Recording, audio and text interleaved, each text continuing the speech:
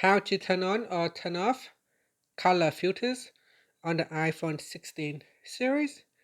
First, let's go back to the home screen by swiping up at the bottom of the screen. And from the home screen, tap on Settings.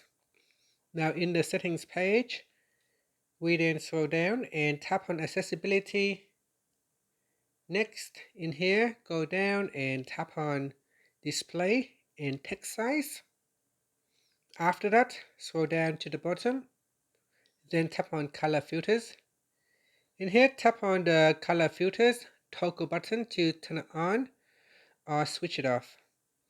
When it is turned on, you can choose grayscale, red or green filter, red or green or red filter, or blue or yellow filter, or you can select color tint. And that's it.